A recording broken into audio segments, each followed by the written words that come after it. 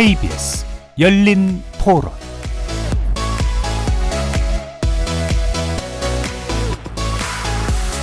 안녕하십니까. KBS 열린 토론 정준희입니다.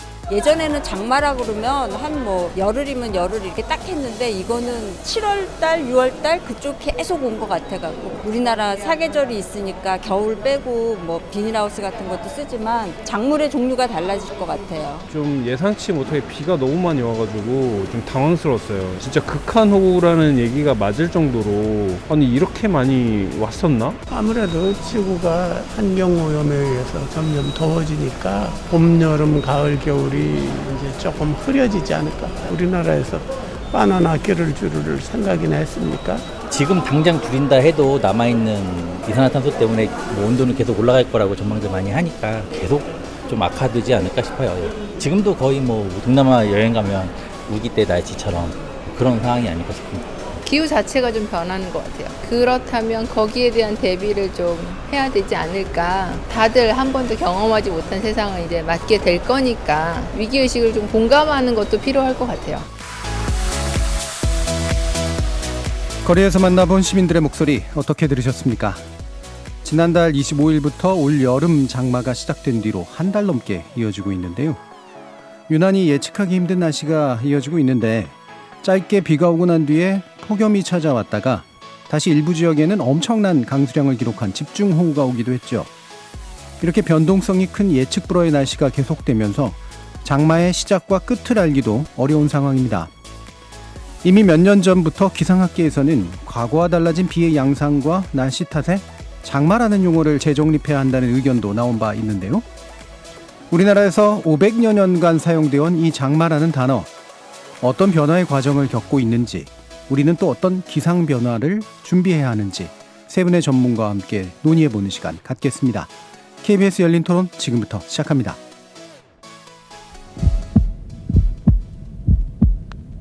살아있습니다. 토론이 살아있습니다. 살아있는 토론, KBS 열린 토론. 토론은 라디오가 진짜입니다. 진짜 토론, KBS 열린 토론. 오늘 토론 함께해 주실 세 분의 전문가 소개해드리겠습니다. 에너지 기후정책 싱크탱크죠. 사단법인 넥스트의 윤주로 수석 나오셨습니다. 네, 안녕하세요. 이현호 공주대 대기과학과 교수 자리해 주셨습니다. 예, 안녕하세요. 조천호 전 국립기상과학원장 나와주셨습니다. 네, 안녕하세요.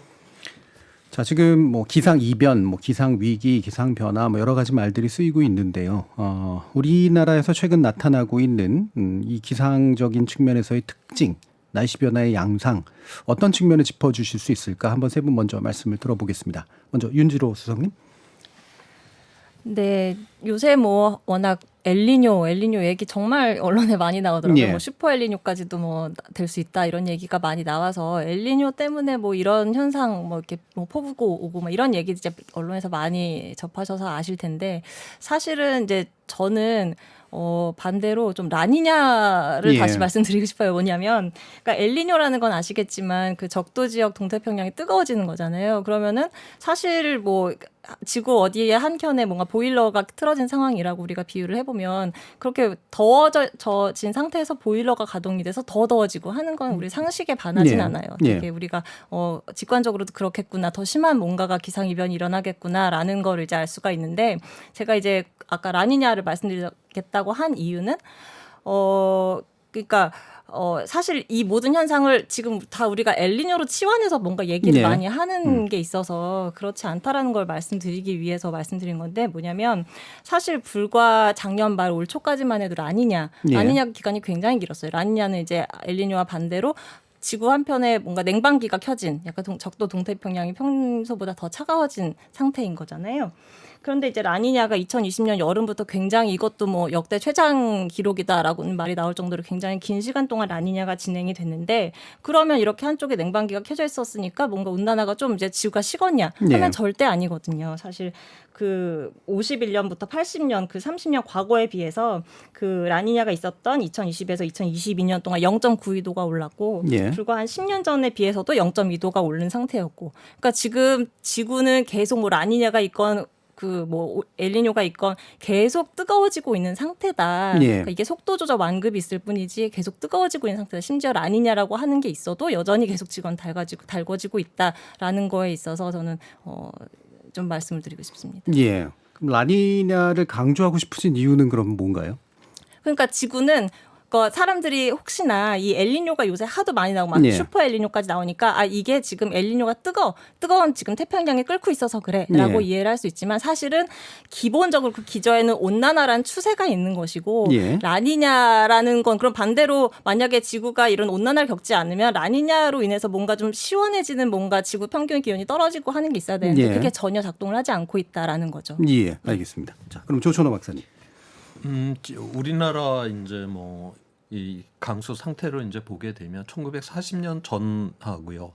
지금 현재하고 강수량이 약 한 135mm 정도가 늘었어요. 예. 그러니까 예전에는 우리가 우리나라 연 강수량 하면 1,200mm였는데 지금 1,300mm를 돌파를 했거든요. 그러니까 약 한 10% 정도 강수량이 늘었는데 그런데 이 강수량이 는 반면에 이 비가 오는 이 날짜는 그 1년 동안의 날수는 한 20일 정도가 또 줄어버렸습니다. 예. 지금 강수량이 는 거는 다른 계절에 는 게 아니라 또 다 여름철에 늘었거든요. 예. 다시 말해서 여름철에 이제 비가 오게 되면 왕창 온다라고 하는 것이고 예전에 비해서 그다음에 이제 가을철 같은 이 봄철 같은 경우 가뭄이 들 경우에는 예전보다 비가 또 들어오기 때문에 훨씬 더 이제 가뭄이 들어가는. 예. 그래서 이 홍수와 가뭄이라고 하는 이러한 극단적인 이러한 현상이 동시적으로 일어나는 이러한 상황이 되었고요. 이러면서 결국 우리가 예전에 지금 100년에 한 번 일어날 날씨 역대급이다라고 예. 하는 그런 기사를 거의 지금 매년 읽고 있잖아요. 우리가 정상적인 기후 조건이다라고 하면 100년에 한 번 날씨는 우리가 살아생전에 한 번 정도 예. 경험을 해야 그렇죠. 되는데 거의 매년 경험을 하는. 다시 말해서 굉장히 이 비정상적인 이러한 날씨가 이제 정상이 되려고 하는 이러한 상황이 오늘날 우리나라의 그런 기후 변화로 인한 날씨의 특징이다라고 그렇게 이야기를 할 수가 있습니다. 예. 강수량 측면에 있어서도 상당히 극단적인 경향. 자, 이현우 교수님. 예, 우리나라에 현재 일어나고 있는 기상적 특징이 무엇이냐라고 보면은 몇 가지 확실한 것들이 있고 몇 가지 좀 불확실하지만 그럴싸한 것들이 좀 나눠져 있는데요. 일단 확실한 것 중에 하나는 온도가 올라가고 있습니다. 네. 이거는 거의 확실하게 올라가고 있고요. 아까 지구 온난화라고 해서 우리가 좀 이제 거의 상식이 되다시피 한 이런 문구가 있는데 사실 지구가 뜨거워진다고 해서 모든 지구가 다 균일하게 뜨거워지는 것은 아니거든요. 예를 들면 지구가 1도 올라갈 때 북극이나 남극 지역은 한 5도 이상 올라가기도 하고 그렇습니다. 네. 어디는 그러니까 모든 지구 표면이 다 올라가는 건 아닙니다. 그런데 우리나라는 그 지구 온난화 추세에 발맞추어 혹시 그리고 그거보다 조금 더 빠르게 그래서 현재 지금 온도가 올라가고 있는 것은 거의 확실한 게 보이는 상황이고요. 강수량 측면에 있어서는 말씀드리고 싶은 것은 이 비라는 것이 워낙 변동성이 큰 기상 현상입니다. 무슨 말이냐면요. 저희가 한번 자료를 한번 조사해 봤었는데 하루에 30mm 이상 오면은 비가 많이 온 날로 생각을 했을 때 그러면은 1년에 하루에 30mm 이상 온 날이 며칠인가 몇 번 있었는가라고 이제 카운팅을 해봤더니 80년대부터 2020년대까지 쭉 늘기는 했습니다. 예. 쭉 추세적으로 보면 느는 건 맞는데 이게 그러면은 매해 변동 없이 예를 들면은 1995년보다 96년이 많고 97년은 더 많고 98년 더 많고 이런 형태로 증가하는 것이 아니고요. 워낙 변동성이 크게 증가합니다. 그러니까 예. 올해 우리가 지금 장마철 이렇게 비가 굉장히 많이 왔지 않습니까? 그러면은 이게 만약에 지구 온난화 때문이다라고 하면 내년에는 그럼 올해보다 비가 더 많이 와야 될 것인가? 하면은 그렇진 않습니다. 예. 아직 아무도 모르는 상황이고요. 다만 추세적으로 볼 때 한 30년 이상 한 5, 60년 정도 긴 기간의 평균으로 보았을 때는 서서히 증가하고 있는 것 같다. 강한 비가 오는 사례가 점점 더 많아지고 있는 것 같다라고 말씀드릴 수 있을 것 같습니다. 예. 그러면 온도가 계속해서 올라가고 있는 건 확실하고 강우량 측면에 있어서는 전반적으로는 늘고는 있는데 그게 출렁이면서 이제 느는 추세 예, 정도이기 때문에 여전히 예측하기는 굉장히 어려운 그런 패턴을 보여주고 있는 것 같은데요. 그럼 다시 또 이제 좀 지적해 보면서 아까 이제 라니냐 문제를 얘기해 주신 윤수성님이 이게 전반적인 이제 우리 지구 기후의 이제 측면에서 얘기하셨을 텐데 다시 말하면 라니냐가는 여전히 일어나는데 그럼에도 불구하고 온도가 올라간다라는 그런 측면이잖아요. 네. 결국엔 뭔가 제어가 안 되고 있다라고 하는 그런 모습으로 보일 텐데 이게 이제 우리나라의 뭔가 직격으로 뭔가 영향을 미치는 그런 요소하고도 밀접한 관련이 있다 이렇게 네. 보시는 건가요? 네. 네, 그러니까 라니냐가 오면 우리나라 온도가 어떻게 되고 엘니뇨가 되면 어떻게 되고 사실은 그렇게 많이들 직접적으로 막 연결을 짓고 싶어 하는데 사실 그 현상 때문에 우리가 지금 비가 오고 그것 때문에 더 덥고 막 이렇게 하는 건 사실 조금 무리가 있는 걸로 아마 교수님께서 잘 아시겠지만 그러니까 제가 말씀드린 거는 지구 전체의 그 온난화 추세를 거스를 수 없다라는 측면에서 말씀드린 거고요. 예, 그렇고요. 예. 그리고 우리나라하고의 관련성 문제는 그러면 무관하다고는 얘기할 수 없을 텐데 우리나라에는 어떤 의미가 있는 것 같으세요? 라니냐가요? 엘니뇨가요? 아까 말씀 주신 전지구적 기후 변화의 특징이라고 하는 게. 그러니까 아까 지금 방금 교수님이 말씀하신 것 같은데, 그러니까 우리나라 같은 경우 온도가 지금 우리가 아무래도 대륙의 영향도 많이 받고 해서 지구 전체 평균이 오르는 것보다 더 많이 기온이 오르고 있다라는 게 하나가 있을 거고, 그리고 강수량 같은 경우도 점점 극단적인 패턴을 보이고 있는 이런 것들, 그리고 이제 뭐 장마 같은 경우도 사실은 우리가 고전적으로 교과서에서 배웠던 뭐 오호츠크의 기단과 뭐 북태평 기단이 충돌해서 하는 것뿐만이 아니라 사실 굉장한 여러 가지 기단이 뒤섞여서 이제 장마라는 현상도 나타나고 있고, 네, 그게 이제 점점 기존에 우리가 알고 있던 역학에다가 추가로 온난화라는 게 이제 새로운 또 굉장히 무시할 수 없는 변수로 들어오면서 점점 더 예측성이 떨어지고 하는 것들. 그러니까 우리가 그 엘니뇨, 라니냐라고 하는 거는 원래 뭐 기후 변화와는 상관없이 자연에서 이제 일어나는 현상이거든요.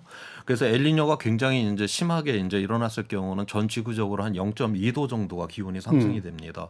그다음에 또 라니냐가 일어날 때는 또 그 반대로 또 온도가 떨어지고요.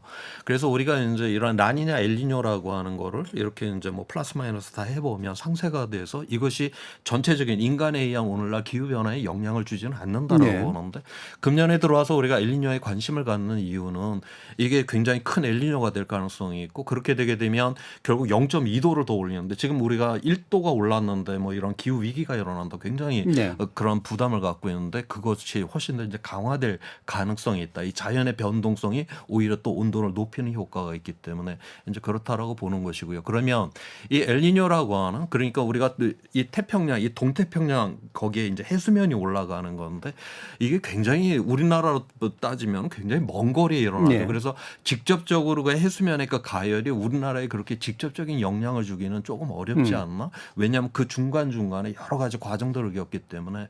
그래서 기온 같은 경우는 우리나라의 여름철 기온 같은 경우는 그렇게 큰 상관성이 없다라고 좀 관측 자료에서는 그렇게 보고 있고요. 강수량 같은 경우에는 엘니뇨가 있었던 해에 가장 강수량이 오히려 여름철에 가장 적은 강수량이 내렸고, 가장 그 많은 강수량도 또 엘니뇨에 내렸거든요. 다시 말해서 이 엘니뇨로 인해서 이 기후의 이 변동성이 굉장히 커지게 될 것이다, 이렇게 예상을 하고 있고, 그런데 이제 금년 겨울 기온 같은 경우는 엘니뇨가 있는 해에는 우리나라 좀 따뜻한 그런 경향이 있었다라고 저는 그렇게 보고 있습니다. 그럼 강수량 측면에서 지금 우리나라에서 아까 말씀 주신 극단적인 패턴이 나타나고 있는 이유들은 뭔가 그 우리나라 안에서의 어떤 특정한 측면들을 가지고 좀 설명을 할 수 있는 건가요? 아니면 전반적인 추세를 가지고 설명할 수 있을까요?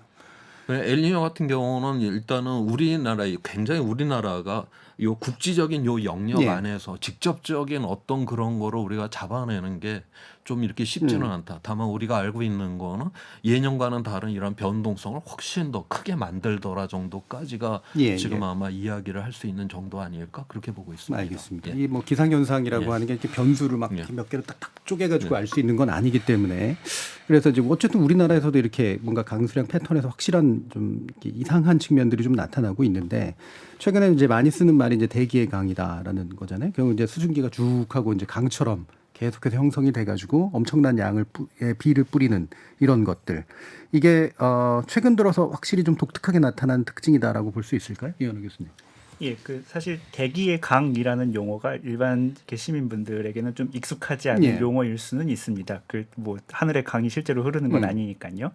저도 처음에 이 단어를 들었을 때 굉장히 좀 낯설었던 그런 기억이 있는데, 일반적으로 우리가 사는 지구에는 어딜 가나 수증기가 있거든요. 수증기가 없는 곳은 없거든요. 상대적도가 0%가 아닌 이상 어디에서나 수증기가 있는데, 실제로 그걸 이게 뭐 이렇게 관측이라든지 계산이라든지 그걸 해서 이렇게 보면은 특별히 이렇게 수증기가 좀 모여 있는 곳들이 좀 있거든요. 근데 이제 그게 뭐 덩어리 지어서 모여 있는 것도 물론 있지만, 그게 이렇게 어느 한쪽에 많은 것이 이제 많은 수증기가 바람을 타고 이동을 하면서 그걸 이제 그림을 그려보니 마치 강이 흐르는 것처럼, 그리고 때마침 또 수증기니까 예. 예, 그래서 이제 그걸 우리가 대기의 강이라는 이제 표현을 쓰거든요. 근데 생각을 해보면 이제 비가 오려면 하늘에서 이제 물이 떨어져야 되는 거니까 그게 이제 수증기가 모여서 물이 되어서 떨어지게 되는 거니까 기본적으로 비가 많이 오려면 수증기가 많이 필요한 상황이거든요. 그래서 이제 사람들이 조사를 해봤더니 평소에 모든 비가 사실 대기의 강과 연관되어 있는 것은 아닙니다. 예, 예. 그런데 비가 굉장히 많이 오는 사례를 따로 빼서 조사를 해봤더니 이때는 대기의 강이라고 부를 만한 수증기가 굉장히 많이 모여서 우리나라 쪽으로 이렇게 이동이 하는 모이는 그런 현상이 이렇게 아주 굉장히 강한 우리가 요즘 극한 강수라는 표현을 쓰기도 하는데 굉장히 강한 강수하고 좀 연관이 있는 것 같다가 현재까지 우리가 알고 있는 그런 내용입니다. 예, 확실한 건 아니지만 일본 애니메이션이 날씨를 다루는 애니메이션이 많아졌는데 거기서 쓰는 그 약간 상징적인 것들하고도 약간 맞닿아서 특히 젊은 층들한테는 오히려 또 굉장히 좀 이렇게 잘 다가오는 그런 용어이기도 하다라는 생각도 좀 드는데 그렇다면 말씀처럼 이제 극한호우 현상 최근에 보고 있는 이게 극한호우라는 말도 새로 만들어진 말인데요. 이 부분이 이제 그 방금 말씀 주신 이제 대기의 강의 현상이라고 하는 것하고 좀 연결되어 있는 것 같다라고 판단하시는 것 같은데 실제로 그러면 이 확률이 계속해서 좀 높아지고 있거나 좀 어느 정도 패턴을 좀 나타내고 있다라고 좀 판단을 하시는지도 한번 여쭤보고 싶네요. 사실 정확하게 단정적으로 말씀드리긴 어렵습니다. 왜냐하면 이게 자료가 일관적으로 계속 이렇게 같은 방식으로 긴 기간 동안 쌓여 있는 자료가 있는 건 아니어서요. 계속 자료가 좀 점점 좋아지고 있다 보니까 그리고 우리가 이제 알게 된 사실도 있고 그래서 그런데요. 최근 추세를 보면 이런 빈도가 나타나는 것이 조금 더 자주 나타나는 것이 아닌가라는 것 정도까지 우리가 그런 것 같다. 뭐 이렇게 영어로 하면 이렇게 뭐 likely인가요? 네, 대략 그럴 것 같다 정도까지 우리가 알 수 있는 상황인 것 같습니다. 그러니까 과학자시니까 이제 확실하게만 얘기를 할 수는 없는 측면들을 분명히 고려해야 될 것 같은데, 그럼 극한호우 현상에 대해서 좀 더 좀 얘기를 해보죠. 이 극한호우라고 말할 정도면 이제 우리가 지금 현재 그걸 준비가 되어 있는 상태 또는 예상할 수 있는 상태가 아니기 때문에 반드시 뭔가 문제를 일으키는 그런 건데요. 어떤 견해나 설명들을 가지고 계신지 한번 윤수성님께도 한번 여쭤볼까요? 네, 이제 극한호우 발생하는 현상에 대해서는 교수님께서 말씀해 주셔서 저는 이게 요번에 올해 이제 등장을 한 용어잖아요. 그래서 이게 어떤 맥락에서 요 단어가 나왔는지를 좀 말씀을 드리면 이게 왜 우리가 이 단어를 쓰게 되는지 좀 이해를 하실 것 같은데 그러니까 원래 기상청에서 그 기후특보 중에 비와 관련된 게 이제 호우주의보가 있고 호우경보가 있잖아요. 이제 그 중에서 좀 이제 호우경보 같은 경우에는 뭐 3시간 강우량이 90mm 이상, 그 12시간 강우량이 180mm 이상, 뭐 이렇게 이제 기준이 있는데 여기에다가 이제 기준을 하나 더 넣어서 이거 플러스 동시에 1시간에 50mm 이상이면 극한 호우를 한다라고 했는데 여기서 이제 그 혼동하시면 안 되는 부분이 그 기존의 그 호우특보 랑 이 우리가 지금 극한호우라고 해서 기상청이 뭔가를 알리는 거는 좀 개념이 약간 다릅니다. 그러니까 우리가 지금 그 호우주의보나 경보 같은 경우는 비가 이 정도로 올 걸로 예상이 됩니다라고 이제 자기들이 예측한 거를 이제 전달하는 거고 이 극한호우라는 거는 그러니까 그렇게 비가 왔으니까 여러분 도망치세요. 약간 이런 개념인 거예요. 빨리 도망가라고. 재난 메시지 형태로 오죠. 그렇죠. 네, 이게 이제 그럼 왜 이런 걸 하게 됐느냐. 이게 작년 8월 8일 날 서울에 워낙 갑자기 큰 비가 많이 내렸잖아요. 그래서 이제 시간당 141.5mm니까 뭐 아까 말씀드린 그 50mm보다도 훨씬 배가 넘는 그런 비가 쏟아졌는데 근데 지금 이제 우리 모두 체감하지만 갈수록 비는 굉장히 국지적으로 좁은 곳에 막 동 단위로 다르잖아요. 뭐 바로 옆 동네 다르고 막 한강 건너 다르고 막 이런 게 굉장히 국지적으로 오고 또 이게 게릴라성 호우라고 해서 뭐 어디에 올지 잘 모르고 그러니까 우리가 피해는 동 단위로 입는데 예보를 막 동 단위로 세밀하게 하기는 어려운 거죠. 그렇기 때문에 이거를 이제 그러면 어떻게 할까 하다가 그러면 이미 이제 비가 이렇게 왔을 때 빨리 알려서 우리 예전에 그 지진도 그런 식으로 했잖아요. 지진을 이제 예측하기 어려우니까 일단 빨리 감지되면 빨리 알리자. 이것도 약간 그런 식으로 비가 이렇게 왔으니까 빨리 이걸 전파를 해서 근데 예전에도 물론 이런 비슷한 시스템은 있었지만 그게 막 행안부를 거치고 하다 보니까 시간이 오래 걸리고 하더란 말이죠. 그래서 이제 기상청이 그럼 우리가 어차피 관측도 하고 하니까 우리가 이제 바로 통보를 하겠다라고 해서 이제 도입된 게 극한호우다. 그러니까 점점 이게 극한호우라는 걸 도입하게 된 건 그만큼 우리가 알 수 없이 예측하기 어려운 굉장히 초단기로 국지적으로 내린 비가 그만큼 늘어났다 이렇게 이해를 했습니다. 일단 그 한 가지 의미는 그러니까 과거에 이제 많이 내린다라는 정도의 양을 넘어서는 확실하게 좀 재난 수준의 양이 한꺼번에 갑자기 내린다는 거고 두 번째로 그게 특정 지역에 이제 또 집중되는 경우들이 많기 때문에 예측이라기보다는 실제로 내리는 양에 근거해가지고 바로 그 지역에 네. 올바른 이제 재난 대피라든가 이런 걸 위한 어떤 목적으로 사용하고 있는 그런 용어로 이제 우리가 이해해야 된다. 네. 예, 조 박사님. 네, 지금 우리가 이제 강수량이 이제 늘어난다라고 하는 지금 이런 폭우라든가 이런 호우가 늘어난다라고 하는 거는 그 이제 원인을 보게 되면 수증기가 이제 대기 중에 많아져야 되는데 실제 이 내리는 비의 85% 이상은 이 바다에서 이제 수증기가 증발을 한 것이거든요. 그리고 또 그 대부분은 우리가 이제 아열대 해양 거기 햇빛이 굉장히 센 그 지역에서 이제 증발되는 것인데 그래서 그게 이제 지금 현재 그런데 우리가 이제 기온이 상승을 하게 되면 이 해양에서의 그 증발이 이제 굉장히 많아져 갖고 보통 우리가 1도가 상승을 하게 되면 공기 중에 수증기가 약 7% 정도가 이제 늘어난다라고 그렇게 보고 있어요. 지금 이미 이제 우리가 7% 1도가 상승을 했고 그래서 공기 중에 이제 수증기가 그만큼 이제 많아졌다는 것이고 공기 중에 수증기가 많아졌다라는 거는 그만큼 더 많은 비를 내린다라고 하는 건데 이게 이제 비가 내릴 때 앞서 이야기를 했던 이게 대기의 강이라고 하는 굉장히 수천 킬로에 굉장히 그다음에 한 100km 정도의 굉장히 좁은 폭우로다가 이 수증기가 이제 그쪽으로 쫙 몰리는 것이거든요. 바로 이제 거기에 몰리는 이 수증기 량 자체가 이제 많아지게 되면서 오늘날 이러한 우리가 예전에 못 보았던 이런 호우 현상들이 지금 일어나고 있다고 그렇게 보고 있습니다. 그러니까 일단 기본적으로 온도가 올라서 확실히 생긴 현상이고 수증기 양이 늘었는데 이제 길고 좁게 마치 강처럼 패턴 형성되면서 이제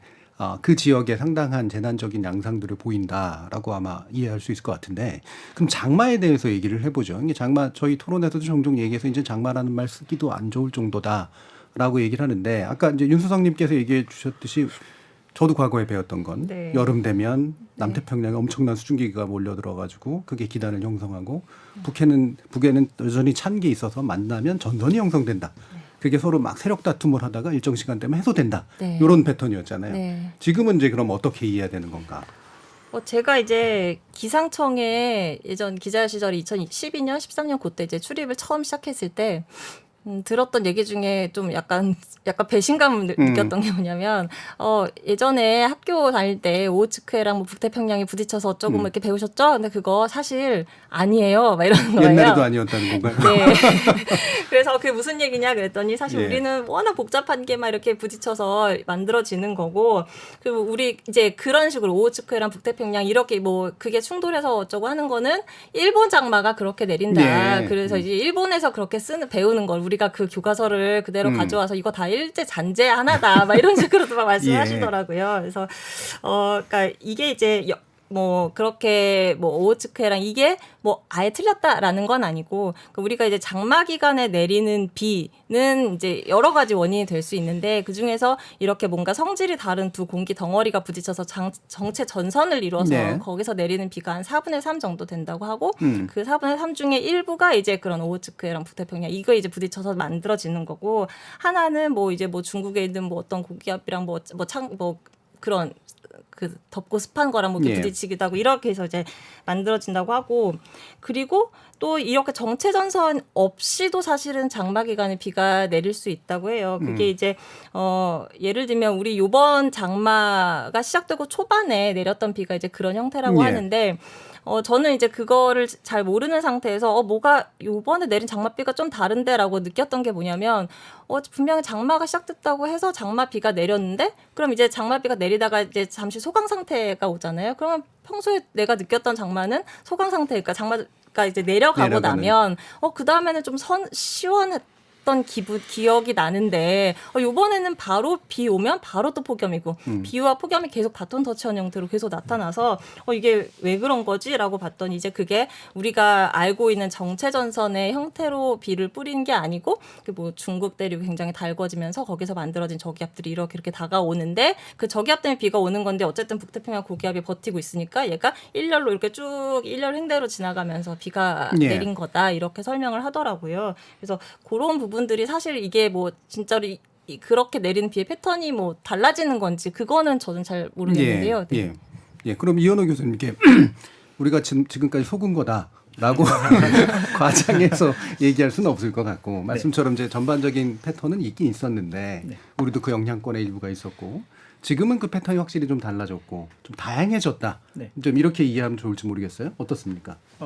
다양한 요인을 알게 되었다라는 표현이 조금 더 좋을 것 같습니다. 알게 되었다. 예, 그러니까 아마 그 전에도 다양했었을 겁니다. 근데 이제 예를 들면 우리가 중국이나 일본이나 그 장마를 부르는 다른 표현들이 있거든요. 뭐 중국에는 뭐 바이유 혹은 메이유라는 이렇게 중국과 일본이 서로 다르게 부르는데요. 실제로 조사를 해보면 중국과 일본에서는 서로 이렇게 좀 장마의 성질이 다릅니다. 예, 뭐 어느 쪽은 온도가 중요하고요, 어느 쪽은 온도와 습도가 동시에 중요하고 뭐 그런데 우리나라는 이제 그 사이에 있다 보니까 중국 것도 아니고 일본 것도 아니고 그것보다 그리고 제가 알고 있는 바에서는 더 복잡한 그런 현상들이 좀 벌어지고 있습니다. 그래서 아마 예전부터 이렇게 복잡했을 건데 우리가 그동안 좀 과하게 단순하게 좀 인식해 오다가 이걸 우리가 최근에 연구를 통해서 우리가 이렇게 실제로 단순하지는 않아 라는 것을 아마 최근 들어서 더 자세하게 알게 되지 않나 싶고요. 올해 장마 말씀해 주신 것처럼 뭐 전선이 아예 없었냐 하면은 그런 것은 아니고 저 남쪽에 아마 있었을 건데 우리가 그 전선에 의해서 이제 비가 온 게 아니라 그 말씀하신 대로 이렇게 중국에서 저기압이 발달하면서 우리나라 쪽으로 이동해 오면서 근데 수증기 공급은 계속 북태평양 고기압에 의해서 수증기 공급은 받고 저기압이 발달하면서 지나가고 그러면 이제 원래 예전에 우리가 알고 있던 그리고 우리가 좀 최근에 후반부에 그 중부 지방에 왔었던 그런 장마는 전형적으로 이제 정체 전선이 형성돼 있어서 거기서 이제 아주 좁은 지역에 강한 비가 계속 몰려 있는 그런 형태였었는데 올해 초반에 내린 것은 우리가 기존에 알고 있던 그런 정체 전선이라기보다는 저기압이 일정한 간격으로 지나가면서 온 비의 형태였다라고 말할 수 있을 것 같습니다. 그럼 이제 아무래도 중국 쪽은 중국이나 일본은 각각이 가지는 명확한 지리적 특성들이 우리보다는 좀 더 단순한 측면들이 좀 있을 텐데 한국은 사실 또 여러 가지 요인들 대륙 요인이나 해양 요인이랑 이런 것들이 있으니 더 복잡할 그렇습니다. 그런 특성들을 나타내고 있겠네요. 그리고 또 하나 특징을 보게 되면 그래도 2000년 전까지만 해도 우리가 장마 기간이라고 하는 7월 달에 여름철 강수량이 많았죠.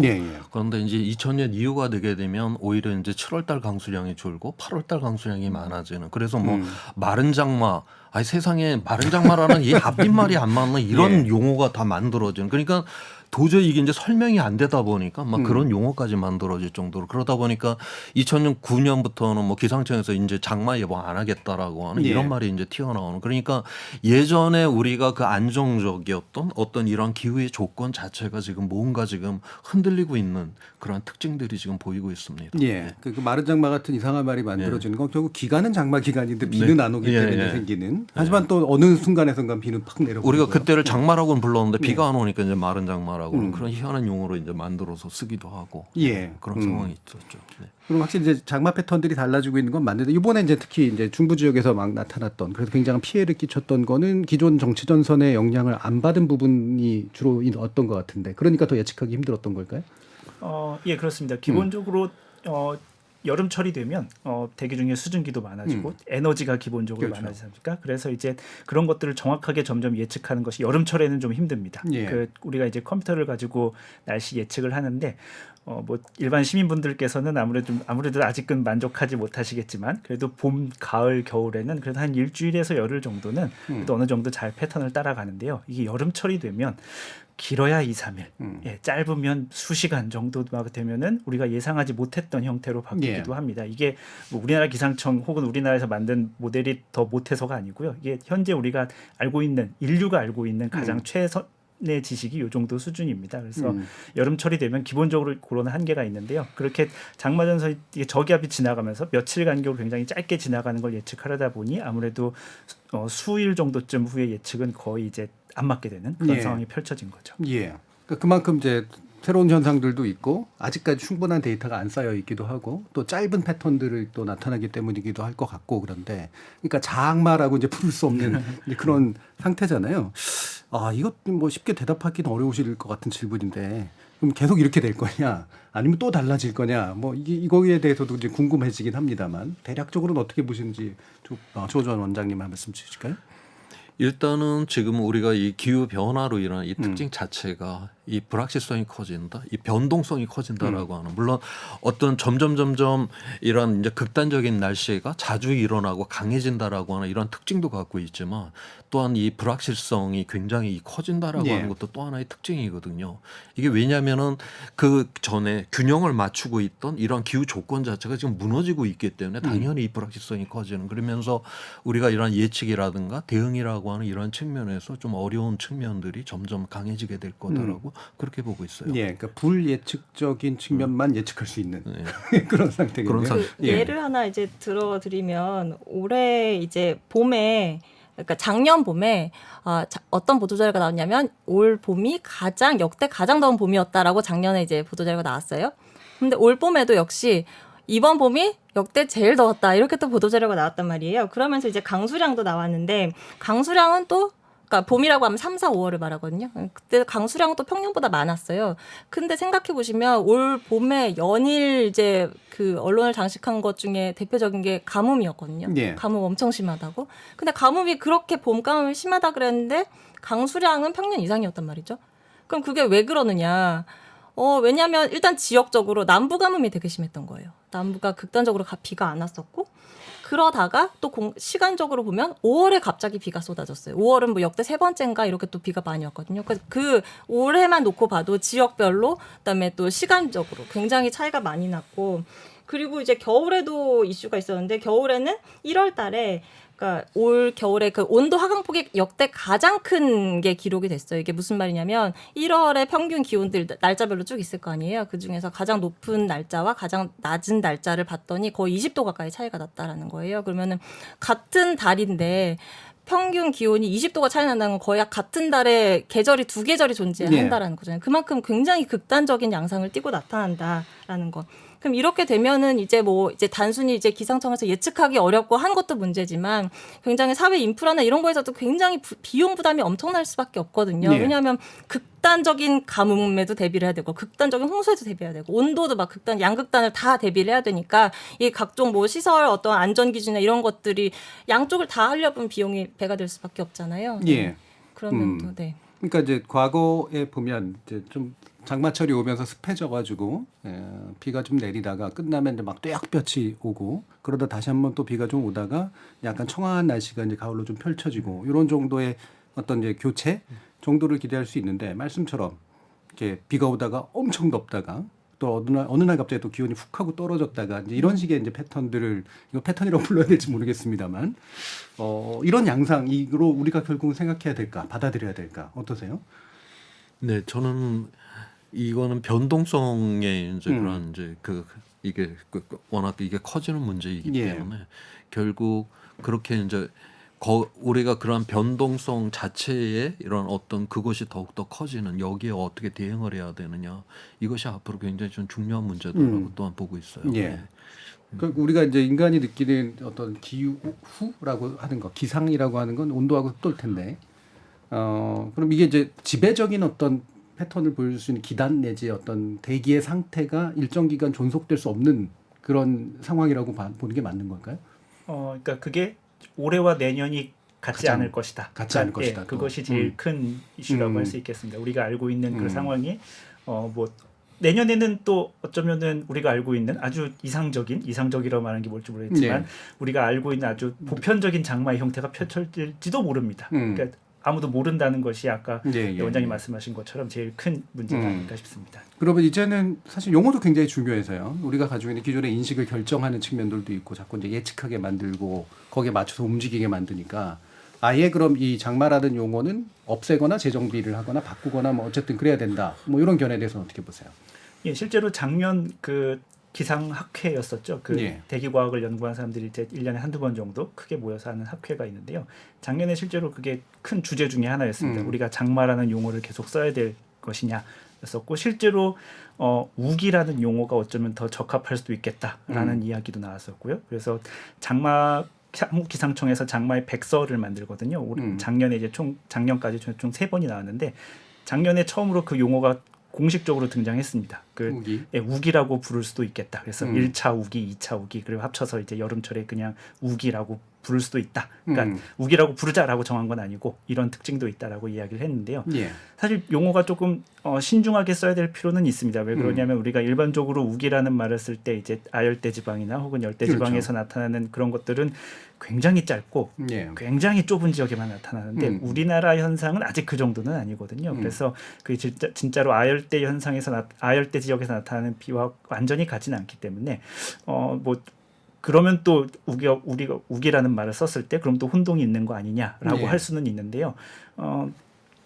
기본적으로 우기라고 했을 때 비가 오는 기간이라는 표현을 빌면 우리나라는 우기라는 표현을 쓰는 것이 적절해 보인다는 것이 제 개인적인 견해입니다. 왜 그러냐면은 우리가 일반적으로 지금까지 장마라는 표현을 썼을 때 장마가 끝나면서 그 뒤로 장마가 막 비가 더 오기도 하고 정작 장마철엔 비가 잘 안 오기도 하고 그렇기 때문에 조금 더 기간을 길게 보는 현상이 길게 보는 그런 관점이 필요할 것 같습니다. 실제로 1차 장마, 2차 장마 뭐 이렇게 나누기도 하는데 그런 식으로 말을 나누는 것보다는 그냥 한 7월 중순부터 8월 하순 정도까지는 비가 길게 오는 기간이라는 뜻에서 그것이 제 생각에는 장마라는 표현이 좋을지 우기라는 표현이 좋을지 모르겠지만 장마라는 표현을 쓴다면 이제 우리가 일반 시민들께서도 장마가 우리가 예전에 알던 거랑 좀 달라. 한 3주, 3, 4주에서 끝나는 게 아니라 8월 하순까지 이어질 수 있어 라고 생각을 하는 게 중요할 것 같고요. 그게 만약에 같은 용어를 쓴 난 절대 바뀌지 않아 라고 한다면 용어를 바꾸는 것도 고려해 볼 만하다고 생각합니다. 그러니까 이게 뭐 일단 한 가지 용어 변경의 목적은 기존에 우리 머릿속에 있던 장마라는 경험을 지워버리는 효과를 가져야 될 필요는 좀 있을 것 같고요. 그래야지 패턴 변동성이 강한 것을 우리가 받아들일 테니까. 그러면 그거를 어떤 용어로 대체했을 때 또 다른 어떤 예측을 만들어내는 효과 같은 게 있을 텐데 그게 어떤 걸까? 사실 우기라 그러면 역시 또 그것도 기간이 있어서 시작하고 끝이 있는 건가? 그다음에 또 왜 스콜처럼 이제 하루에 그냥 한두 번씩 그냥 비 내리는 정도인가? 아니면 계속 내리는 건가? 사실 이거에 대한 인식들하고도 또 맞닿아 있는 것 같아요. 어떤 의견이세요?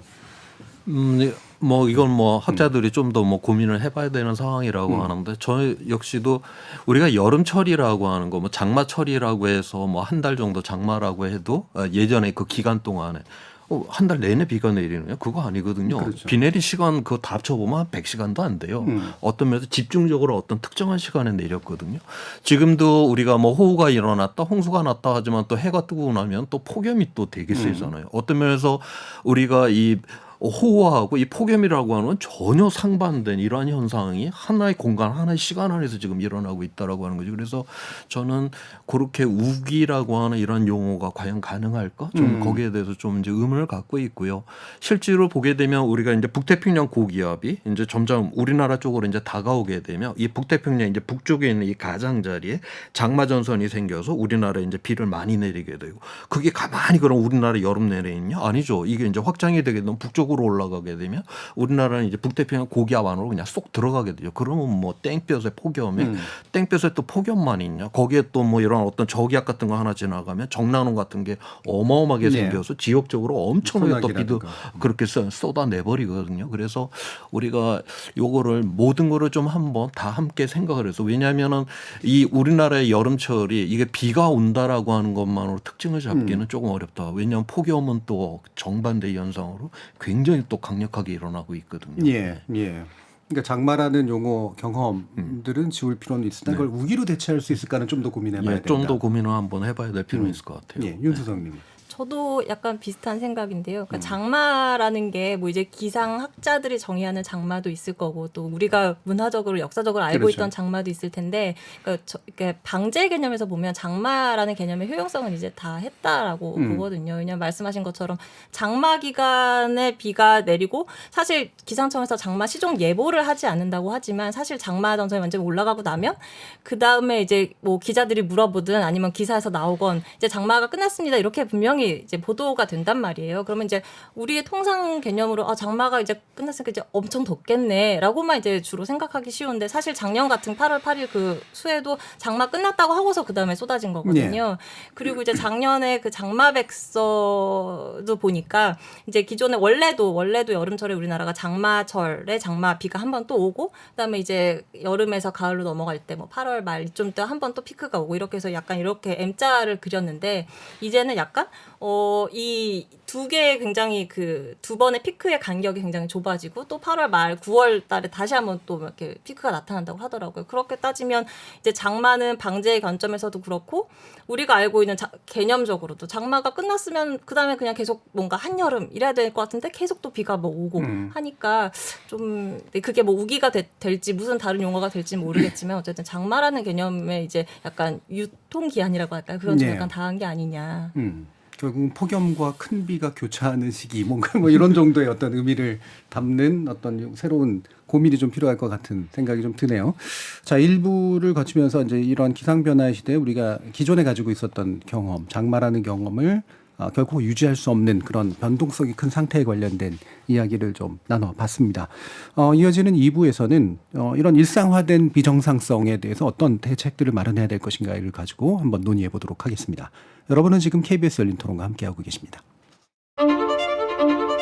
토론은 치열해도 판단은 냉정하게. 복잡한 세상을 바꾸는 첫걸음은 의외로 단순할지도 모릅니다. 평일 저녁 7시 20분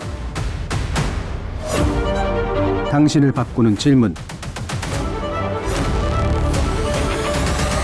KBS 열린 토론 정준희입니다. KBS 열린 토론, 장마의 변화된 양상과 기후 위기에 대해서 얘기 나누고 있는데요.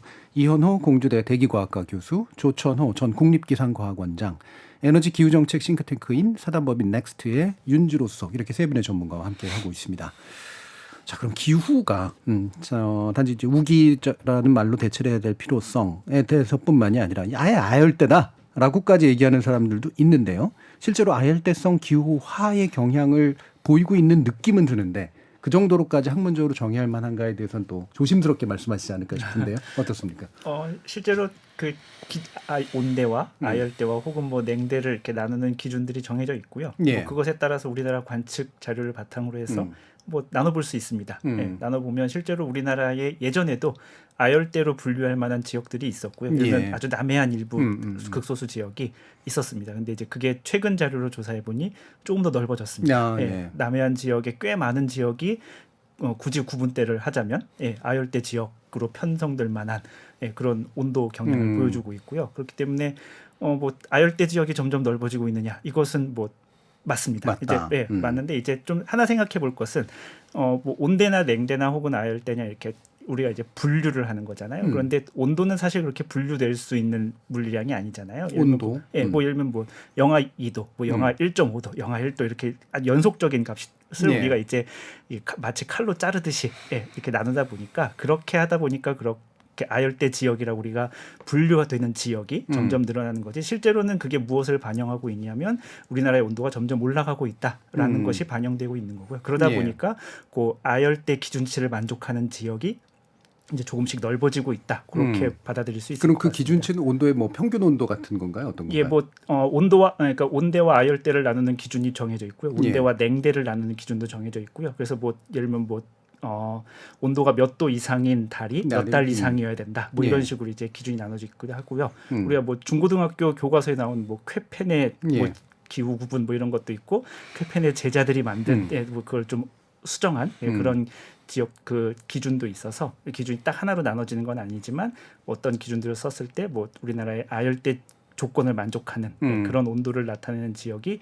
몇 군데 있는 것은 사실입니다. 남해안 지역을 중심으로 이게 또 확장되어 가고 있다. 그러니까 전반적으로 그러니까 온도가 특정 기준을 넘는 달들이 이제 늘어나고 있는 그런 지역들은 확실히 확장되는 영향이다.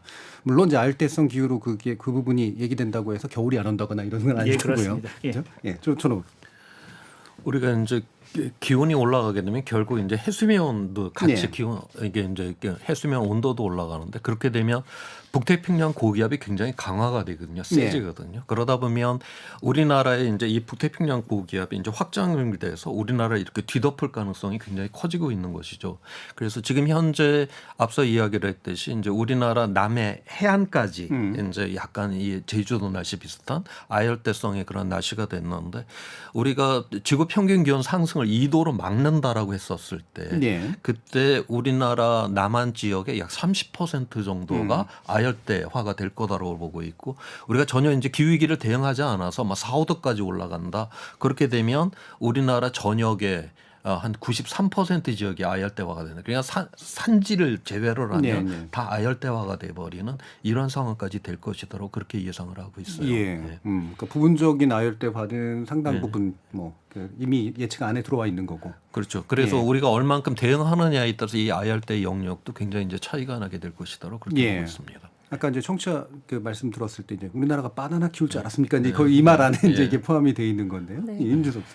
그 이제 저도 당연히 그 개념적으로 느껴지잖아요.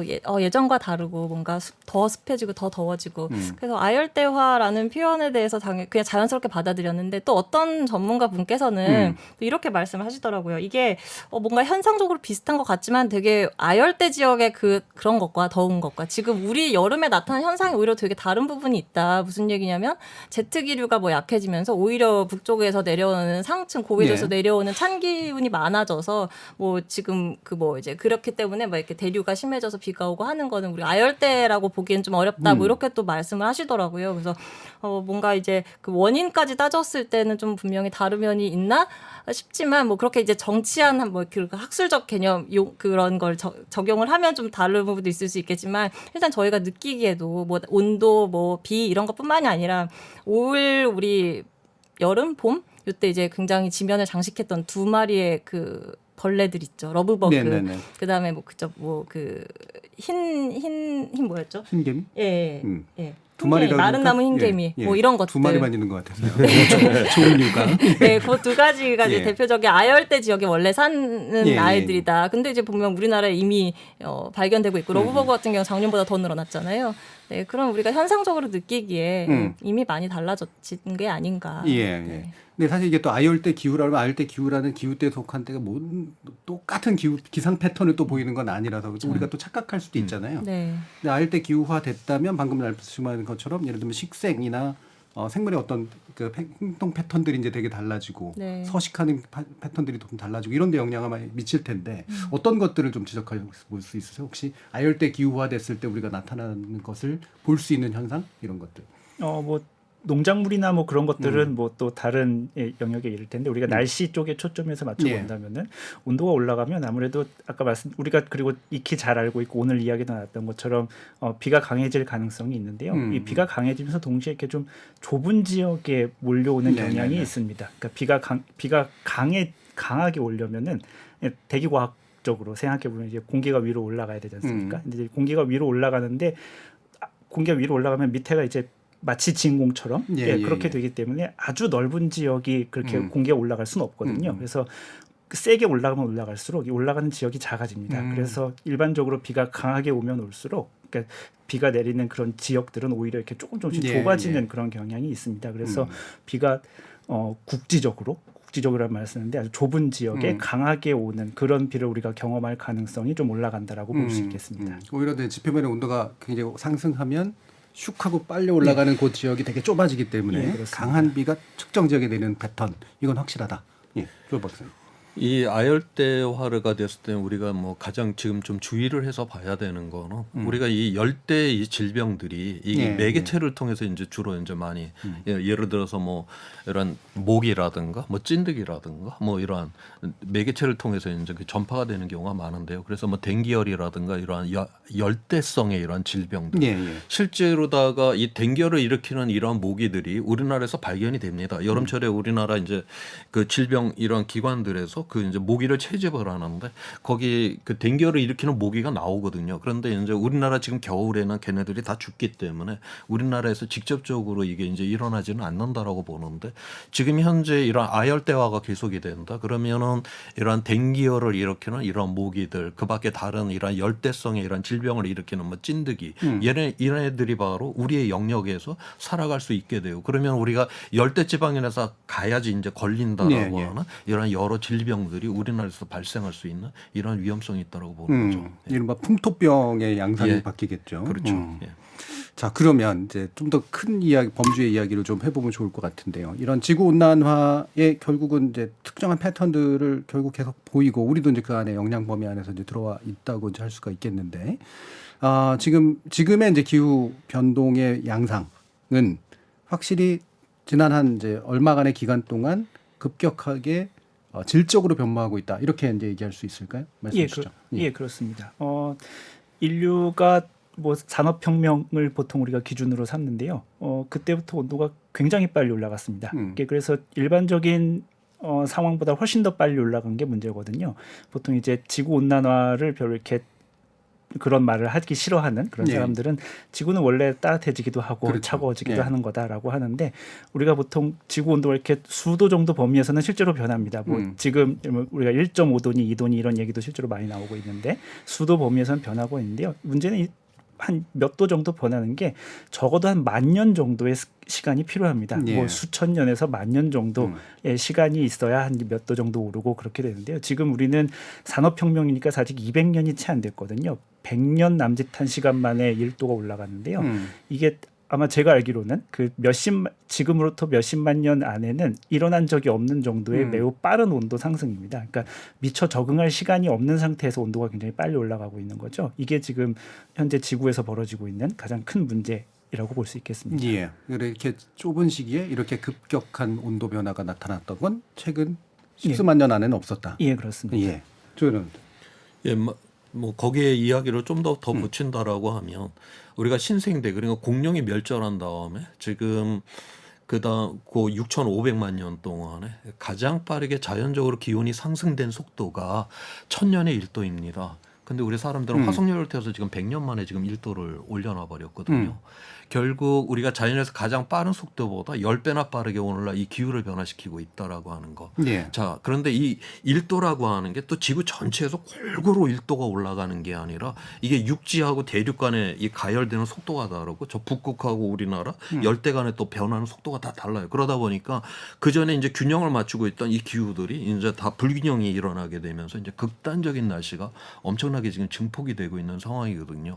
실제로 그 매년 보험회사가 이제 전 세계적인 이 재해성의 이 날씨의 카운터를 갖다 굉장히 정확하고 하고 있는데 그 자료를 보게 되면 1980년도에 전 세계적으로다가 약 한 250개 정도의 이런 이제 재해성의 날씨가 발생을 했었는데 최근 들어서 800개를 돌파를 한다라고 보고 있거든요. 그러니까 고작 지구 평균 기온은 1도밖에 변하지는 않았지만 바로 이것이 바로 극단적인 날씨는 굉장히 지금 빠르게 증포시키는 고작 1도의 변화에 지금 극단적인 날씨는 3배 이상이 되었다라고 하는 거고 지금 이 증가되는 속도는 앞으로 우리가 이거 특단의 조치를 취하지 않으면 더욱더 지금 빨라지게 될 거다라고 그렇게 보고 있습니다. 그래서 최근의 변화는 굉장히 이례적이고 이 이례적인 변화도 그 불균등하게 아마 이제 영향을 미칠 테고 그것은 또한 재난의 어떤 증가로 이어질 것이다.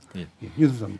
우리가 이제 항상 기후변화 얘기하면 뭐 산업화 이후에 온도가 얼마 올랐고 하다 보니까 사실 산업화라는 게 물론 인류 역사에서는 굉장히 짧은 기간이지만 우리 또 살아야 한 100년도 못 사는 우리 입장에서는 또 되게 길게 느껴진단 말이에요. 근데 그 아까 두 분께서 말씀하신 것처럼 요게 지금 최근 들어서 정말 속도가 가속이 붙었다라는 걸 알 수 있는 걸 하나 말씀드리면 그 이제 IPCC라고 이제 전 세계 과학자들이 이렇게 이제 주기적으로 한 뭐 10년에 한 번씩 뭐 이렇게 5년에 한 번씩 내는 보고서가 있는데 거기 2021년 6차 보고서에서 뭐라 그랬냐면 그때 이제 온도가 1.09도 올랐다 뭐 이렇게 나왔어요. 예. 근데 이제 이게 이제 6차 보고서 나왔고 그럼 보통 7차 보고서까지 만약에 기다리면 이게 2030년이 아마 넘어가서 7차 보고서 나올 거예요. 그럼 그때까지 마냥 기다릴 수가 없잖아요. 그래서 이제 거기에 참여했던 여러 과학자들이 우리 이거를 좀 이렇게 계속 업데이트를 하자라고 해서 최근에 또 뭐 하나 자료를 냈는데 그건 이제 최근에 더 2년, 그러니까 2022년까지 또 평균을 낸 거예요. 근데 아까 제가 1.09도 올랐다라고 돼 있는데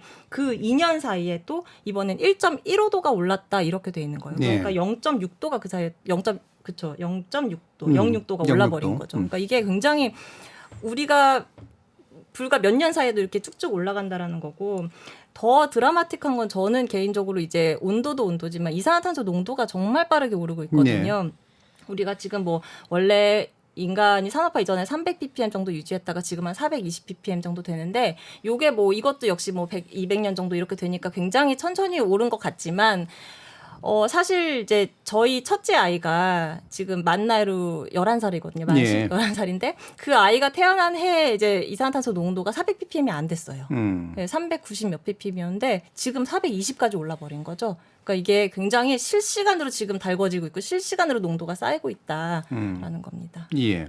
아까 그 조천호 원장님께서 이게 지구 온난화에 의해서 일어나는 기후 변화가 있고 그 기후 변화에 의해서 또 뭔가가 가속화되는 측면들 예측 불가능하게 그런 면들도 있다고 하는데 이게 어째서 그런 건지 혹시 좀 설명 좀 해주실 수 있을까요?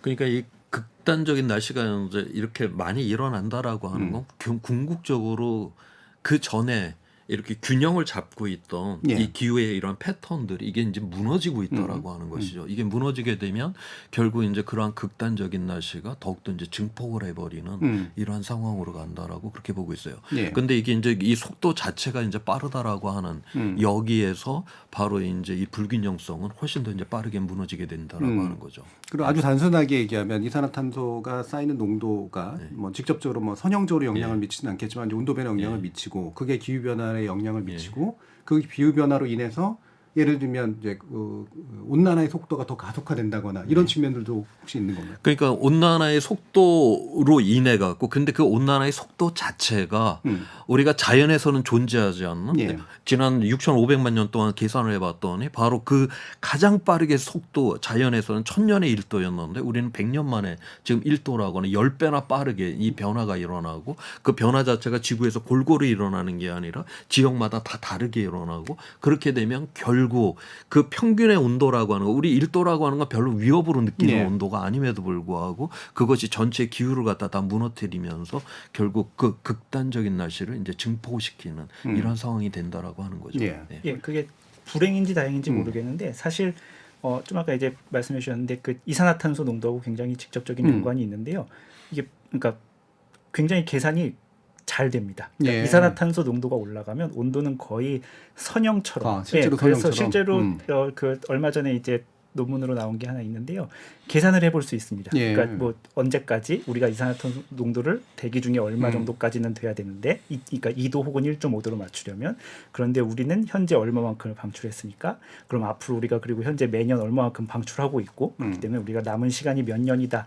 1.5도를 맞추기 위해서 남은 시간이 몇 년이다라고 하는 게 굉장히 정확한 수준으로 계산이 되고 그러니까 실제로는 지금 그분들의 연구에 따르면 10년 미만입니다. 한 7, 8년 정도 아마 후면 우리가 이산화탄소를 이만큼 배출할 것이고 그래서 아마 1.5도를 넘을 것이다 라고 꽤 정확하게 현재 지금 계산할 수 있는 상황이 됐습니다. 그럼 이 계산은 결국 우리의 둠스데이라 그러죠. 이게 멸망의 날에 가까운 이야기를 또 예측 가능하다 어느 정도는 사실 그 얘기잖아요.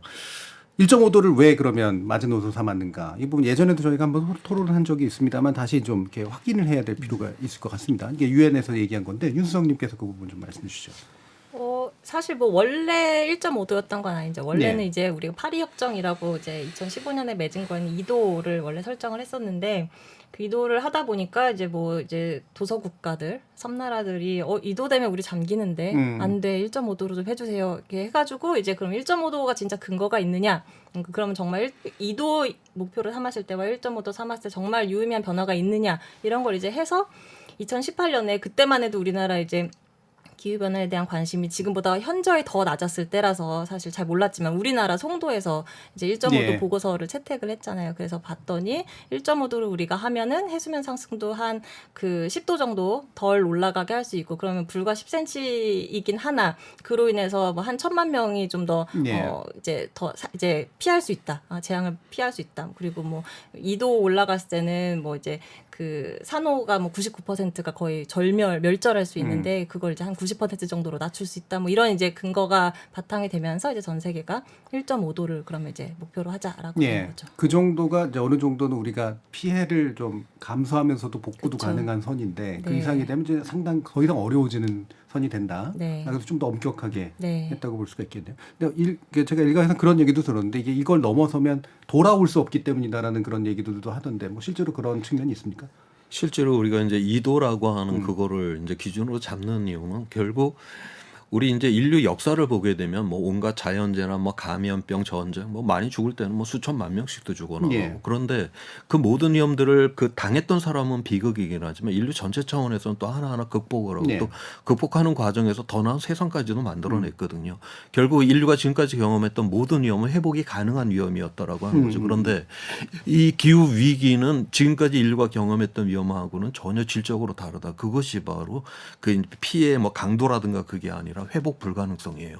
그 회복 불가능성이다라고 하는 게 바로 이제 2도를 넘어서게 되면 그때부터 바로 이제 그러한 위험성으로 들어간다. 2도를 넘었다고 해서 그 다음날 뭐 절벽에서 떨어진다는 건 아니고요. 우리가 그래서 2도를 넘어서게 되면 결국 이 회복 불가능성. 그럼 왜 회복이 불가능하게 되냐? 그러면 이때부터는 지금까지는 우리 인간이 이제 화석연료를 증가를 시켜서 온실가스 농도를 증가시킨 그만큼 이제 기온이 상승을 했는데 2도 이상이 되게 되면 이제 자연 스스로가 자기 증폭적으로 변화가 일어나는 이런 상황이 될 거다라고 그렇게 보는 거죠. 지난 5억 4천만 년 동안에 5번의 대멸종 사건이 있었잖아요. 원인은 각기 좀 다르기는 하지만 궁극적으로 자기 지구가 자기 증폭적으로 기후가 변해서 생명을 5번이나 대멸종을 시켰던 것이거든요. 바로 이게 그런데 지금 현재 우리 기후 과학자들이 자기 증폭성으로다가 기후를 변화시킬 수 있는 이런 요소들을 지금 찾아놓은 것만 해도 10가지 이상이 넘습니다. 바로 이제 그런 것들이 2도 이상이 되게 되면 이제 서서히 열려버리는 그렇게 되면 지구 스스로가 자기 증폭적으로 기후가 변화되는 상황. 그러면 사람들이 뭐 화석연료를 태웠냐 안 태웠냐는 아무 상관이 없이 지구 스스로 변해버리는 그렇게 되면 우리에게는 회복 불가능성. 그래서 우리가 2도를 넘으면 넘을수록 이제 그러한 위험 속으로 점점 우리는 밀려 들어간다. 그러한 측면에서 이제 유엔에서 그 1.5도 2도를 막겠다라고 끊임없이 회의를 해야 되는 이유가 바로 거기에 있는 것입니다. 그러니까 자기 증폭적이라고 할 때 흔히 뭐 드는 예들이 이제 이를테면 남극이나 북극에 있는 얼음 빙하 형태로 저장되던 나름대로의 온도가 이제 이게 그냥 팍 하고 방출이 되면서 더 가속화된다 이런 얘기들도 뭐 그런 것도 그러니까 지금 현재 우리가 IPCC 보고서에서는 우리가 극단적으로 온실가스를 배출하는 경우에 그래서 금세기에 4, 5도가 올라가는 경우에 금세기 말에 이제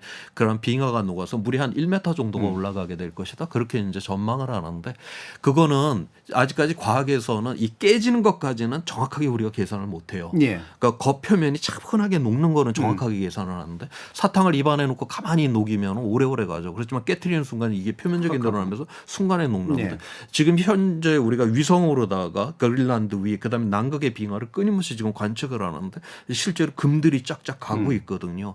그래서 그게 진짜 깨져버린다. 그렇게 되면 그린란드에 있는 빙하가 싹 떠놓으면 물이 한 7m 올라오고 남극 빙하가 싹 떠놓으면 물이 60m 올라온다.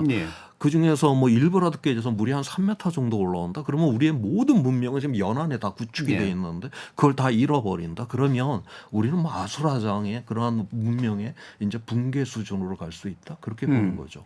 자, 이와 같은 사실 아까 10년 정도도 예측해 주셨는데 연우 교수님께서 뻔한 미래잖아요. 어떻게 보면 더 빨리 올 수도 있는 뻔한 미래인데 대처는 외로 점점 안 되고 있는 느낌이 저는 사실 개인적으로 좀 들거든요.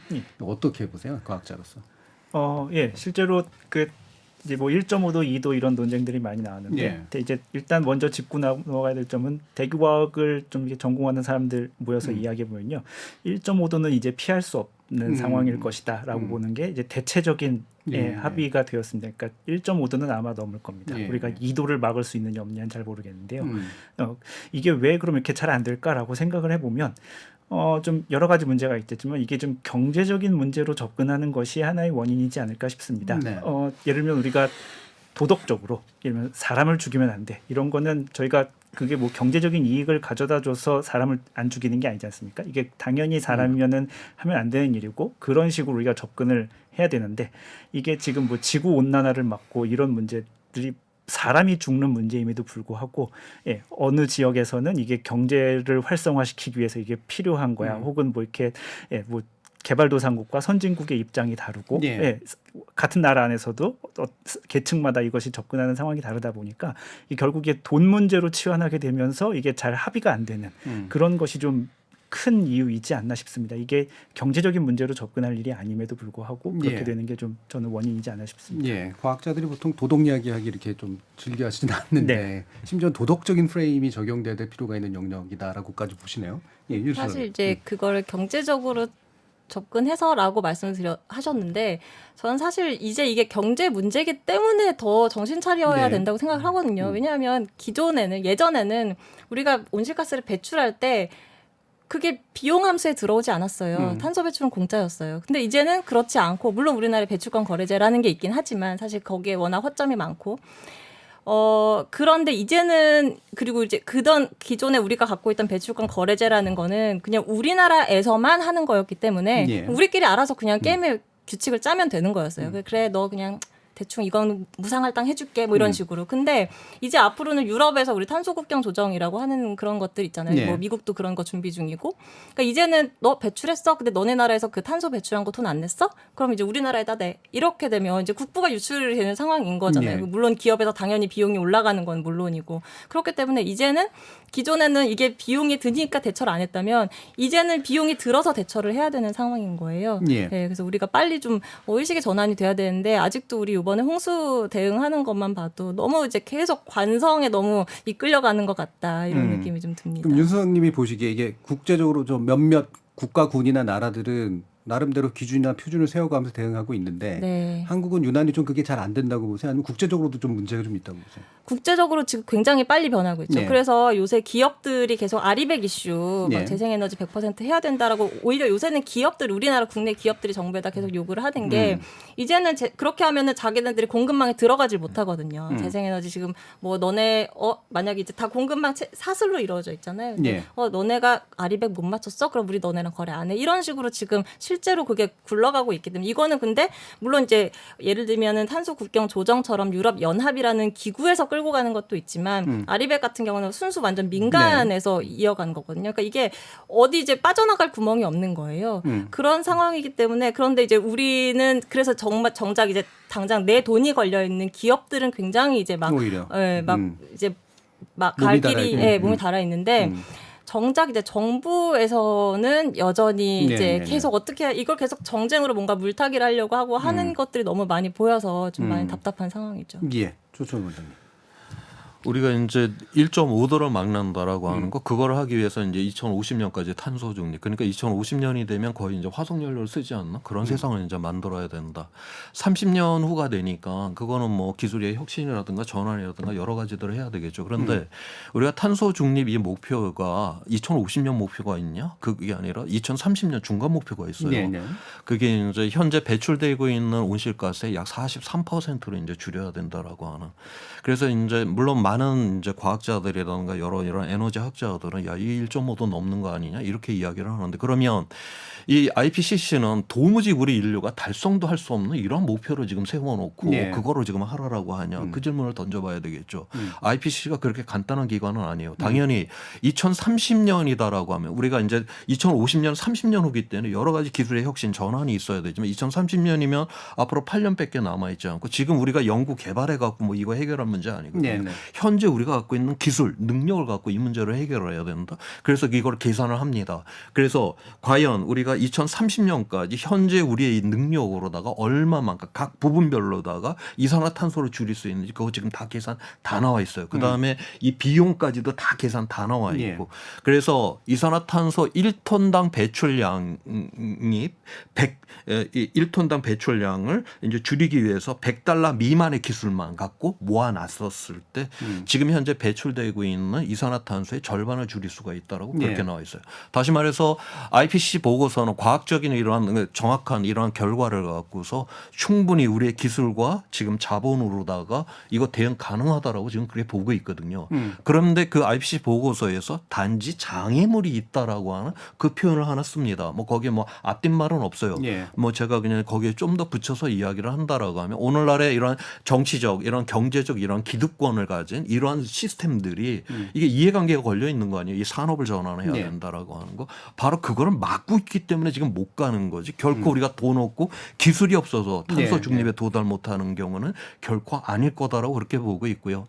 그다음에 앞서서 우리 윤재로 기자님께서 이야기를 했듯이 우리가 지금 현재 우리나라 이게 지금 이 탄소 중립 우리가 기후위기 대응을 한다라고 하는 게 이게 단순하게 이제 자연 재난의 이런 문제일 뿐만이 아니라 이제는 어떤 면에서 세계 주류 시장에 이제 참여를 하기 위한 전제 그렇죠. 조건으로다가 아리백 재생에너지 100%로 요구를 하고 뭐 한 달 전쯤에 뭐 독일의 그 자동차 회사들이 우리나라 자동차 부품 회사 보고 화석 연료 갖고 만든다고 그거 이제 계약 안 하겠다. 네. 이미 현실로 지금 벌어지고 있는 상황이 되었고 또 앞서 이야기했듯이 탄소 국경 조정제도 화석 연료 태우면 거기 관세를 때리겠다. 그만큼 우리가 수출에 있어서 경쟁력을 상실을 한다는 걸 의미를 위기라고.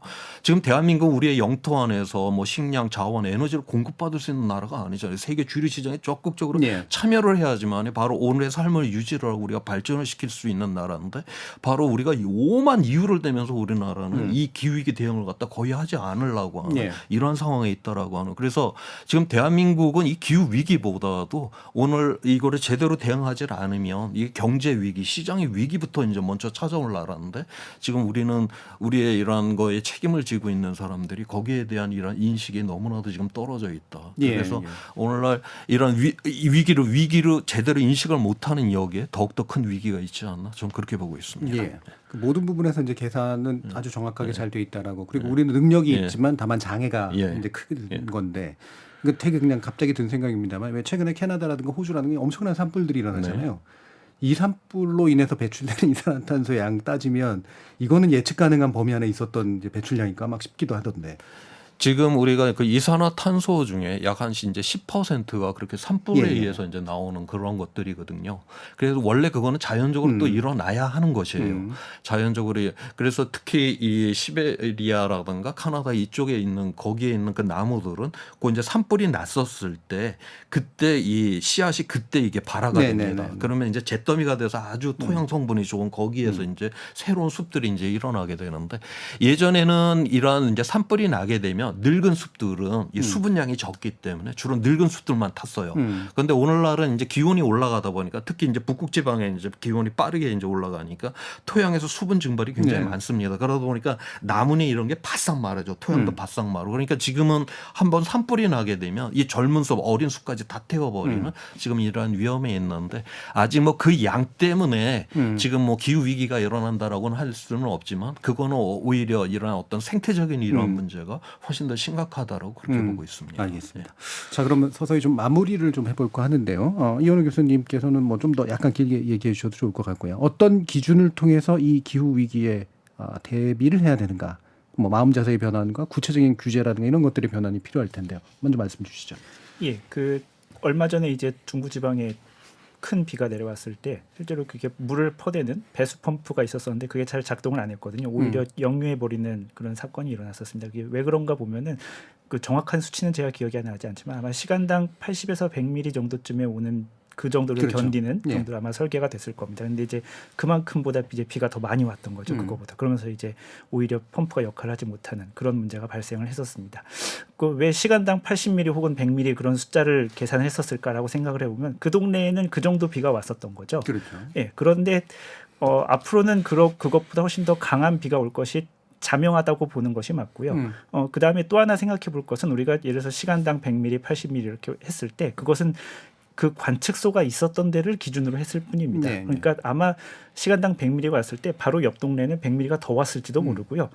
실제로 지금 지난번에 중부지방에 비가 왔을 때 이거는 뭐 비공식적인 기록이지만 공주 제가 있는 곳이 이제 충남 공주에 제가 일을 하고 있는데 공주에 시간당 한 80mm 정도쯤의 비가 왔을 때 제가 학교 옥상 위에다 설치해 놓은 기계가 하나 있는데 거기는 140mm가 찍혔었습니다. 그러니까 관측소마다 지역마다 엄청 큰 차이가 있는 거죠. 그러니까 이걸 우리가 염두에 두고 우리가 지금 뭐 홍수라든지 그런 것들에 대비하는 그런 훨씬 더 지금보다 기준을 높여야 할 필요가 있습니다. 그런데 이게 이렇게 하다 보면 결국에는 재정의 문제로 치환이 되거든요. 시간당 100mm를 대비하는 것과 시간당 200mm를 대비하는 것은 전혀 다른 이야기이기 때문에 이제 그 현재 지금 행정위에 관여하시는 분들은 가능한 한 근거를 남기고 싶어합니다. 그러니까 시간당 우리 동네에는 얼마까지 왔으니까, 혹은 뭐 100년에 한 번 오는 것이 시간당 몇 밀이니까 거기까지를 견디는 장치면 필요하다라고 하지만 실제로는 그거보다 훨씬 더 강한 비가 올 가능성이 매우 높습니다. 그러니까 비용이 조금 더 들더라도 지금보다 훨씬 더 기준을 높여서 우리가 대비하는 것이 우리가 뭐 지구 온난화 이런 굉장히 거대한 스케일로 가면은 사실 남의 이야기로 다가올 가능성이 있습니다. 그런데 당장 우리 동네에 비가 넘치지 않게 해야 되는 건데 그 기준이 우리가 지금까지 알고 있던 것보다는 조금 더 높게 잡을 필요가 있다라는 말을 꼭 해보고 재난 싶습니다. 대비 기준도 높이고 실제로 이제 관측의 어떤 지점들도 굉장히 세밀화할 필요가 있는 그렇습니다. 면이겠죠. 현재 수치를 잘 못 묻겠다라고 하는 분들도 사실 있긴 있더라고요. 그렇습니다. 자, 조천호 원장님. 네, 저도 뭐 앞서 이야기 거기서 연결시켜 이야기를 하면 지금 우리나라 이 홍수 대비는 국가하천, 지방하천, 그다음에 이제 소하천으로 나눠서 네. 거기에 이제 100년 빈도, 100년에 한 번, 그다음에 이제 50년에 한 번, 30년에 한 번 거기에 이제 일어난. 그러니까 우리가 위험을 갖다 완벽하게 없앤다. 그러면은 비용이 어마어마하게 들잖아요. 네. 그래서 100년에 한 번 정도는 당해도 우리가 뭐 그 정도는 회복이 가능하다라고 네. 그렇게 보는 거죠. 근데 그 기준 자체를 조금 이제 높여야 되는 이런 상황은 좀 온 것 같아요. 예. 자, 윤주루 기자님. 네, 사실상 마지막 발언인가요? 예. 네. 그러면은 그 이제 오늘 작년도 온실가스 우리나라 잠정치 배출량의 잠정치가 나왔어요. 이걸 보면은 이제 아마 제가 아직 보도를 못 봐서 모르겠지만 상당 많은 언론이 아마 이렇게 쓸 것 같아요. 2010년 이후 최저치다. 온실가스가 2010년 이후 최저치래요. 예. 되게 뭔가 잘한 것 같잖아요. 하지만 이 통계를 잘 봐야 된다. 이게 정말 우리가 뭔가 뼈를 깎는 체질 개선을 통해서 이렇게 이룩한 감축인가를 보면은 사실은 그렇지 않고 이미 2018년에 정점을 찍은 건 맞고 이제 내려오고 있었는데 작년에 이제 배출량이 줄었던 건 여전히 코로나, 뭐 코로나 찬스를 일종의 쓴 거죠. 왜냐하면 그 석유화학이라든가 뭐 철강 이런 쪽 배출량이 감소를 한 거는 그만큼 그쪽 우리나라를 대표하는 그런 기업들의 사실 생산 자체가 많이 줄었었거든요. 네. 특히 철강 같은 경우 작년에 흰남노 이슈도 있었고요. 그래서 사실 그런 어떤 코로나 찬스를 쓴 그런 것도 분명히 있고 그리고 이제 결국 우리나라에서 가장 중요한 건 온실가스를 줄이려면 에너지 전환이 굉장히 중요한 이슈인데 석탄 화력 뭐 이제 뭐 석탄을 비롯해서 뭐 가스 이제 우리가 화석 연료로 하는 오일 이런 걸 다 이제 줄여야 되는데 전기를 만들 때 그 2022년과 2010년을 비교를 해보면요. 화석연료 비중이 68%에서 67% 네. 사실상 동일해요. 그러니까 늘어난 전력을 재생에너지가 많은 부분 책임진 건 맞지만 사실 그 포션 자체 그 화석연료가 절대 줄지 않았거든요. 그리고 석탄 같은 경우도 뭐 많이 줄였다고는 해도 여전히 43에서 34%로밖에 줄지 않았어요. 예. 영국 같은 경우는 그러니까 올해 3월에 난 기사인데 작년 석탄 사용량이 1757년 이래 최저다. 예. 이런 기사까지 나오고 있으니까 정말 우리가 체질 개선을 했느냐라고 했을 때는 아니다에 가깝고 이제 오늘 이제 그 많은 이야기들을 나눴는데 그중에 단어를 하나로 요약하면 아마 달라졌다라는 걸 거예요. 그렇다면 우리가 이제 지금은 계속 과거처럼 오늘을 살고 오늘처럼 내일을 살려고 하는데 이거를 이제 그만해야 되지 않을까. 예. 네. 예, 영국 사례도 되게 함의가 깊네요. 산업혁명의 중심지에서 산업혁명 시기에 쓴 양만큼 쓰고 있다는 얘기니까. 예. 자, KBS 열린 토론 오늘 논의는 이것으로 모두 정리할까 합니다. 오늘 함께해 주신 세 분의 전문가 조천호 전 국립기상과학원장, 이현호 공주대 대기과학과 교수, 윤주로 사단법 넥스트의 수석 세 분 모두 수고하셨습니다. 감사합니다.